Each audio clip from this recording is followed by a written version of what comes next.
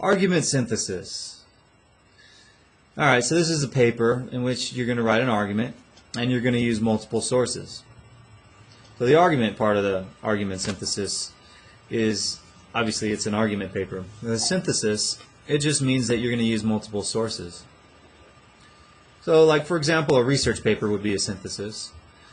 Only in a research paper you choose the sources yourself as a researcher. You research them and you decide which ones are valid and helpful and useful, and you want to of course supply sources that argue both sides so that you're open-minded to multiple interpretations or multiple viewpoints.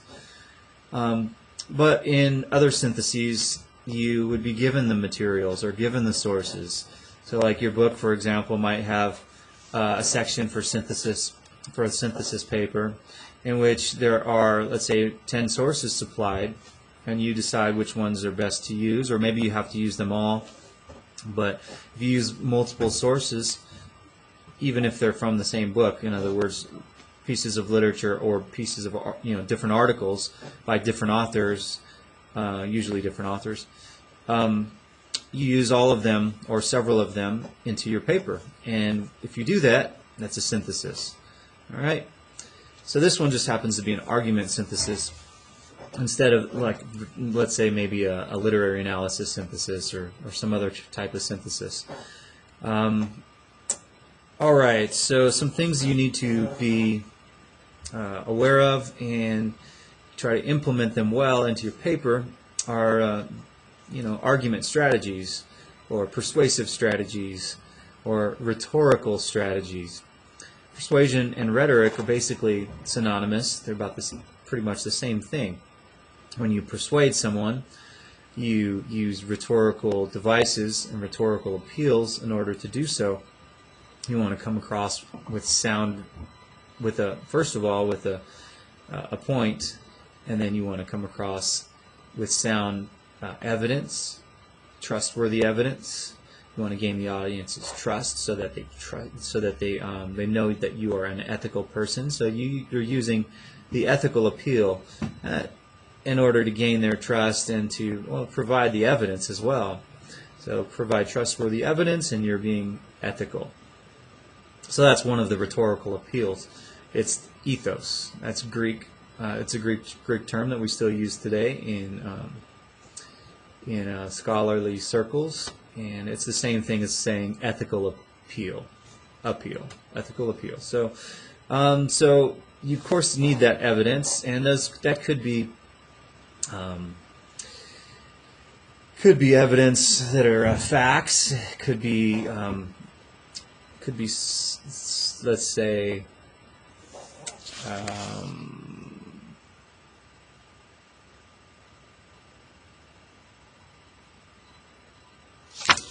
expert testimony.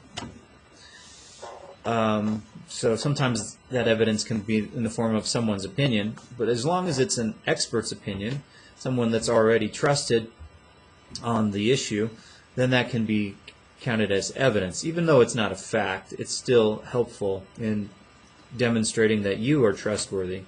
So when you draw from experts who are trusted in the field that you're writing about, you're giving yourself credibility, and you're showing the reader, in this case probably the professor, that you can be trusted because you're using trustworthy sources, and so your ethical appeal is strong.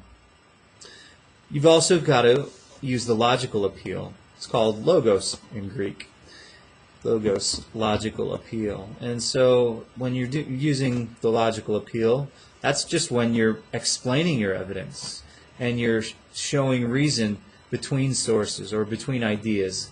So you're showing how that evidence is valid and related to your main claim or even a subclaim. So you want to certainly use the logical appeal in explaining the evidence and how it's logical, and explaining why it helps prove your point. There's some sections on inductive and deductive reasoning in our text, and it gets a little tricky but I think the main thing is that you're using sound reasoning. But also you might as well be aware that when you're using deductive reasoning, you are starting with a generalization and a specific case related to that generalization and a conclusion. So in other words, you have the claim, the support, and the assumption.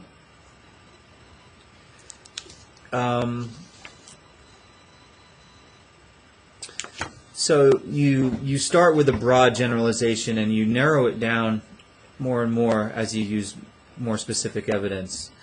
You don't necessarily have to follow that exact structure. I do want you to start with the generalization. You want to start with your introduction that has some ideas. Whatever introduction strategy you want to use, there's lots of them that we have in our text, or a few of them at least, is fine. And you want to end with your thesis statement. So your thesis statement would probably be the most specific statement in your introduction. So that's kind of a deductive reasoning strategy right there. And then at that point, you're probably going to use the evidence and logic and throughout the rest of the body of the paper. And then you're going to conclude. The other strategy to structure your paper with would be an inductive strategy in which you start with the specifics. You're not necessarily supplying your thesis first. You're going to supply the evidence first in this strategy. I'm not recommending it really for at least not for our purposes and not for most of your classes that you would be taking. I do not recommend the inductive reasoning strategy in an essay, because really you want the instructor to know exactly what your point is going to be within the first paragraph, and if it's a really long paper, within the first 2 paragraphs maybe. But for the most part, within that first paragraph, by the end of the paragraph, you want to supply your thesis. So in an inductive strategy or organizational structure, you're not really going to do that. You're going to save your thesis until the very end. We do that with a deductive strategy, but we put our thesis in the beginning and the end. So the instructor or whoever the audience is knows what your point's going to be by the end of the beginning, right? And then you're confirming it throughout the paper with evidence and reasoning, and then you're including it in your conclusion at the end as well. So, but the inductive strategy basically starts with evidence, and as you supply all of the evidence, it would and reasoning, it would justify your thesis that comes at the end. But I didn't want to really emphasize the inductive strategy. I just wanted to make sure you're aware of what it kind of is, so what it is, and have a good idea what's meant when that's discussed. Okay, so let's go ahead and get into the structure options for your synthesis argument paper. And there's a couple of options, but I'm gonna suggest one of these options. Give me a moment. I need a sip of my drink. Okay. So I'll talk about the first option as one that I do not recommend, and that's the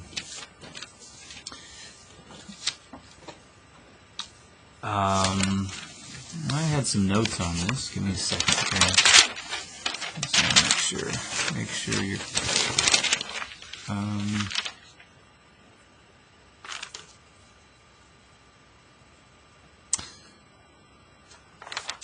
All right.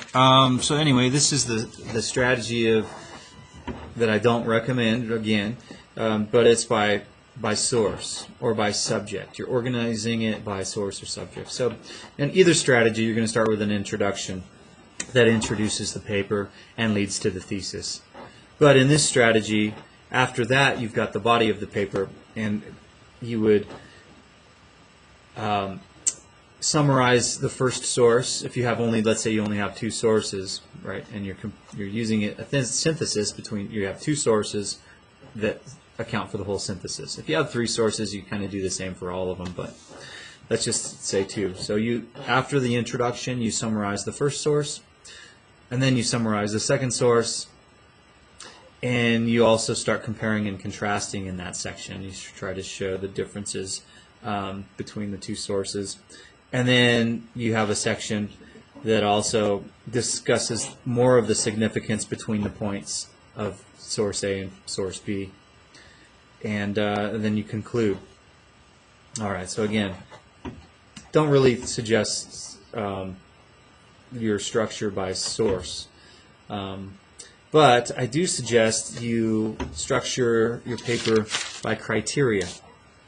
And so what that means is that you have a set number of topics. So like when let's say you outline your paper, you're not going to outline it by, you're not going to put a section for one book and a section for another book in a separate section, because they both, especially if they both discuss the same topic, differences of opinion about the same topic, sure, but the same topic. No, what I do suggest this method for is because, excuse my the way I worded that, but I suggest the organization by criteria because you would have, let's say your subtopics of your thesis, and you would discuss what both sources say about your subtopic. So you'd introduce the essay, lead to the thesis, and then you start your body. Your first subtopic would be discussed starting with source A. What does source A say about this point? Okay, and then what does source B say about the same point in the same section of your paper? Maybe in the same paragraph. Maybe 2 paragraphs, one for source A, one for source B, but and then you want to, of course, start comparing and contrasting source B with source A. All right, and then you conclude. You have some, within that compare and contrast, you make a conclusion, and then you do the same thing with the next subtopic. So you would have a new point to make about your thesis, and you would discuss both sources. First, source A. What does source A say about the topic? Then what does source B say about the topic? And you do some comparing and contrasting between source B and source A, and you would make a conclusion. What are your thoughts? What's your reasoning behind choosing one method or the other, or maybe even having your own slightly different point of view after reviewing both source A and source B. And then you repeat it with a new subtopic, comparing both sources and concluding with your own thoughts about it until you've completed your comparison, until you've gone through all of the subtopics using both sources. Or if you're using more than 2 sources, using whatever sources apply to that subtopic. So sometimes 2 different sources don't have all of the same in common. You might have 3 sources that 2 of them discuss point A, point 1, and 2 different ones discuss point 2, and then a couple of them just randomly, I don't know how to put it, I guess maybe the first source and the last source discuss point 3. I mean, maybe you've got 3 or 4 sources, so they don't always, you don't always have to use every source for every paragraph, but you should, or for every section, but you should have at least 2 sources discussing every topic. So if you've got a body paragraph that discusses one topic, you should have at least 2 sources to discuss in that subtopic, in that body paragraph. And you compare and contrast what they say, and then you also add your own input or your own angle on it if yours is different than either of those 2 sources, or you side with one, perhaps. All right, so you do that until you complete the comparison, and then you do your conclusion. Okay, so happy writing.